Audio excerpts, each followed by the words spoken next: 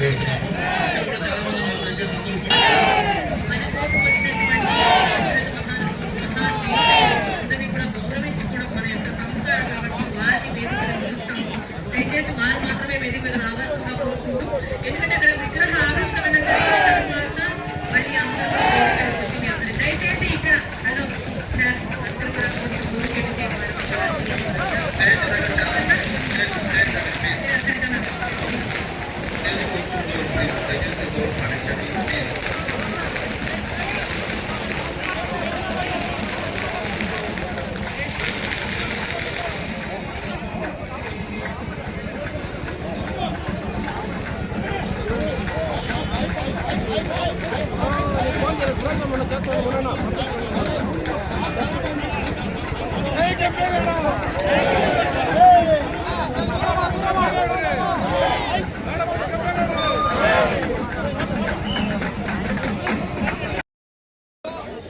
ಕೆಂಪೇಗೌಡ వారిని భక్తిపూర్వకంగా స్మరిస్తూ ఈ పవిత్రమైన కార్యక్రమాలలో పాల్గొని ఉన్న అందరికీ నా హృదయపూర్వక నమస్కారములు.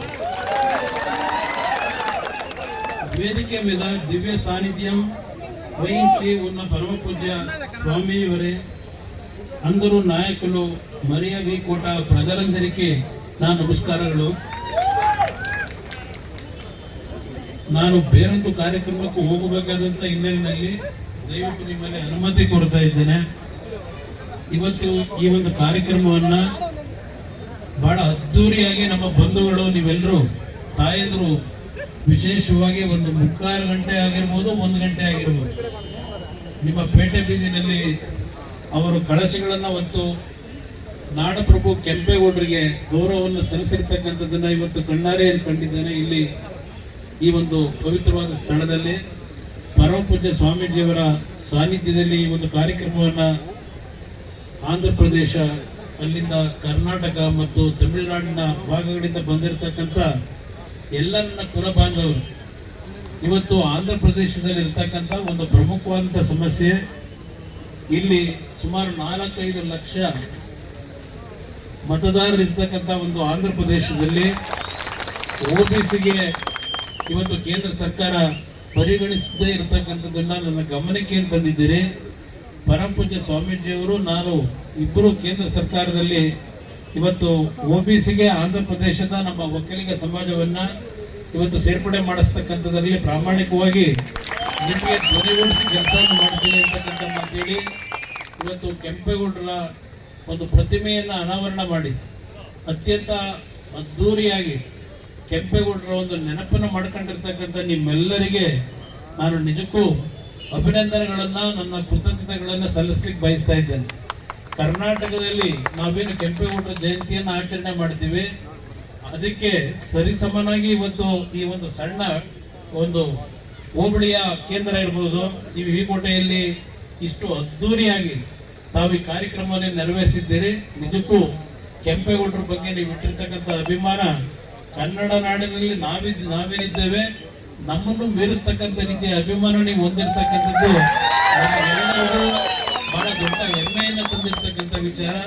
ನಿಮ್ಮ ಜೊತೆಯಲ್ಲಿದ್ದೇನೆ. ನನಗೆ ಯಾವುದೋ ಒಂದು ತುರ್ತು ಕಾರ್ಯಕ್ರಮಕ್ಕೆ ಹೋಗಬೇಕಾದಂಥ ಒಂದು ದೂರವಾಣಿ ಕರೆಯ ಮುಖಾಂತರ ಏನು ನನಗೆ ಸಂದೇಶ ಬಂದಿದೆ, ಅದಕ್ಕೆ ಹೋಗಬೇಕಾದ ಅನಿವಾರ್ಯತೆ ಇದೆ. ನಿಮ್ಮಲ್ಲಿ ಕ್ಷಮೆ ಕೊಡ್ತೇನೆ. ಮತ್ತೊಂದು ಬಾರಿ ನಾನು ತಮ್ಮ ಈ ಒಂದು ವಿಕೋಟೆ ಗ್ರಾಮಕ್ಕೆ ಬೇರೆ ಯಾವುದಾದ್ರೂ ಒಂದು ಕಾರ್ಯಕ್ರಮದಲ್ಲಿ ಭಾಗವಹಿಸಿ ಹೆಚ್ಚಿನ ಸಮಯವನ್ನು ನಿಮಗೆ ಕೊಡ್ತೀನಿ ಅಂತಕ್ಕಂಥ ಮಾತನ್ನು ಹೇಳಿ ನಿಮ್ಮೆಲ್ಲರಿಗೆ ನನ್ನ ಗೌರವಪೂರ್ವಕವಾದ ನಮಸ್ಕಾರಗಳನ್ನು ಸಲ್ಲಿಸಿ 2 ಮಾತು ಮುಗಿಸ್ತೇನೆ. ಜೈ ಜೈ ಕರ್ನಾಟಕ ಮಾತು.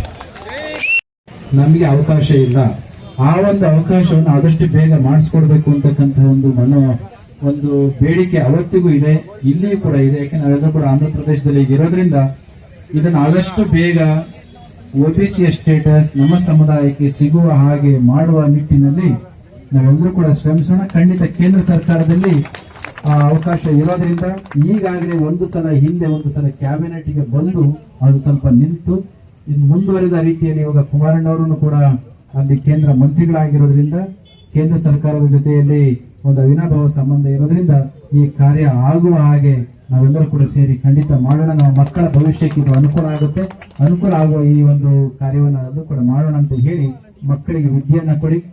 ಕೆಂಪೇಗೌಡರ ಆದರ್ಶಗಳನ್ನ ರೂಢಿಸ್ಕೊಡೋ ರೀತಿಯಲ್ಲಿ ಆ ಮಕ್ಕಳಿಗೆ ಆಧುನಿಕ ಎಜುಕೇಶನ್ ಒಂದು ಕಡೆ, ಆದ್ರೆ ಕೆಂಪೇಗೌಡರ ಆದರ್ಶಗಳನ್ನು ಕೂಡ ನಾವು ಮಕ್ಕಳಿಗೆ ಹೇಳ್ಕೊಡ್ತಕ್ಕಂಥ ಕೆಲಸವನ್ನು ಮಾಡಬೇಕಾಗುತ್ತೆ.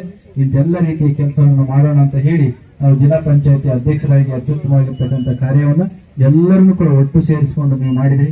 ತುಂಬಾ ಸಂತೋಷ ನಿಮಗೆ ಮತ್ತು ನಿಮ್ಮೆಲ್ಲ ಸಹಚರಿಗೆ, ಸಮುದಾಯ ಬಂಧುಗಳಿಗೆ ಮತ್ತು ಎಲ್ಲ ಮಾತೆಯರಿಗೆ ಒಳ್ಳೇದಾಗಲಿ ಅಂತ ಹೇಳ್ತಾ ಸಕಲ ಬಂಧುಗಳಿಗೂ ಕೂಡ ಭೈರವೇಶ್ವರ ಸ್ವಾಮಿಯ ಮತ್ತು ಬಾಲಾಜಿಯ ಆಶೀರ್ವಾದವನ್ನು ಪ್ರಾರ್ಥಿಸಿ ನನ್ನ ಮಾತುಗಳನ್ನು ಮುಗಿಸ್ತೇನೆ. ಜೈ ಶ್ರೀ ಗುರುದೇವ್.